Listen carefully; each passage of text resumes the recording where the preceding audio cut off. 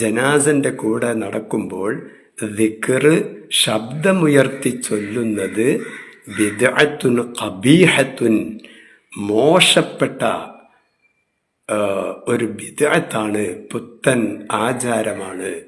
ബിദ്അത്ത് ഹസനത്തല്ല, ബിദ്അത്ത് ഖബീഹത്ത്, വളരെ മോശമായ വർജിക്കേണ്ട ബിദ്അത്താകുന്നു ജനാസന്റെ കൂടെ പോകുമ്പോൾ ശബ്ദമുയർത്തുന്നത് എന്ന് മഹാനായ ഇബ്നു ഹജർ ഹൈതമി റഹ്മത്തുള്ളാഹി തആല അലൈഹി പറയുന്നു. കേട്ടില്ലേ? ജനാസയെ അനുഗമിക്കുമ്പോൾ, ജനാസയുടെ കൂടെ പോകുമ്പോൾ ശബ്ദമുയർത്തുക എന്നത് വളരെ മോശപ്പെട്ട ബിദ്അത്താണ് എന്ന് ആരാ പറയുന്നത്? സമസ്തക്കാരിൽപ്പെട്ട പണ്ഡിതനാണ് പറയുന്നത്. എങ്ങനെയാ പറയുന്നത്? വെറുതെ അല്ല.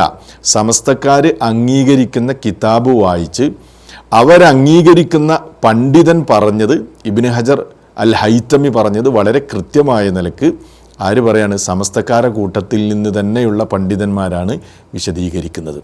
ദുന്യാവിൻ്റെ നാശം, മരണാനന്തര ജീവിതം, മരണം, ഈ കാര്യങ്ങളെക്കുറിച്ച് മനസ്സിൽ ചിന്തിച്ചു കൊണ്ട് നടക്കണം. എത്ര കാലമായി സലഫികൾ ഈ വിഷയം ഇവിടെ പറയുന്നു. പക്ഷേ ഇതൊക്കെ പറയുമ്പോൾ പലരും ഇതൊക്കെ പുത്തനാചാരമാണ്, സലഫികൾ കൊണ്ടുവന്നതാണ് എന്നൊക്കെ പറഞ്ഞുകൊണ്ട് ഇതിനെയൊക്കെ തള്ളിക്കളഞ്ഞ് ഈ നിലക്കുള്ള ബിദ്അത്തുകളെയും പുത്തനാചാരങ്ങളെയും പിന്നെയും പല ആളുകളും വാരിപ്പുണരുകയാണ്. എന്തുകൊണ്ടാണത്? ചില മുസ്ലിയാക്കന്മാർ ബോധപൂർവം ജനങ്ങളെ തെറ്റിദ്ധരിപ്പിച്ച് ശരിയായ സുന്നത്ത് ജനങ്ങൾക്ക് പറഞ്ഞു കൊടുത്തില്ല. ഇപ്പോൾ അൽഹംദുലില്ലാ ഇതേപോലെയുള്ള ചില പണ്ഡിതന്മാർ സത്യം വിളിച്ചു പറഞ്ഞുകൊണ്ടിരിക്കുകയാണ്. അതുകൊണ്ട് തന്നെ ഈ ഒരു സത്യം വിളിച്ചു പറഞ്ഞ ഈ മുസ്ലിയാർക്ക് എല്ലാ നിലക്കുള്ള അഭിനന്ദനങ്ങളും അറിയിക്കുകയാണ്. അദ്ദേഹം പറഞ്ഞതെന്താണ്? വളരെ മോശപ്പെട്ട ഗൗരവമേറിയ പുത്തനാചാരമാണ് എന്നാണല്ലോ അദ്ദേഹം പറഞ്ഞത്. എന്നാൽ നമ്മുടെ നാട്ടിലെ സമസ്തക്കാർ ഇപ്പോൾ ചെയ്തുകൊണ്ടിരിക്കുന്നത് എന്താണ്? ജനാസയെ അനുഗമിക്കുമ്പോൾ, മയ്യത്തിൻ്റെ പിറകിൽ നടക്കുമ്പോൾ ഉറക്കെ ശബ്ദമുയർത്തി ബഹളം വെച്ചുകൊണ്ടല്ലേ ദിക്ർ ചൊല്ലിക്കൊണ്ടിരിക്കുന്നത്. ഒരു ഉദാഹരണം ഒന്ന് കണ്ടു നോക്കൂ.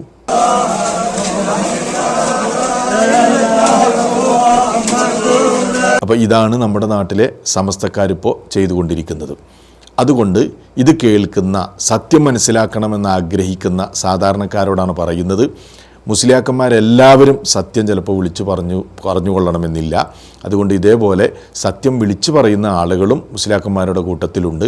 അതുകൊണ്ട് ഈ പുത്തനാചാരം ഇനി ചെയ്യാതെ, ഈ ഗൗരവമേറിയ ബിദ്അത്ത് ഇനി ചെയ്യാതെ സുന്നത്തിലേക്ക് മടങ്ങണമെന്ന് വളരെ വിനീതമായി ഇത് കേൾക്കുന്ന എല്ലാവരോടും ആവശ്യപ്പെടുകയാണ്.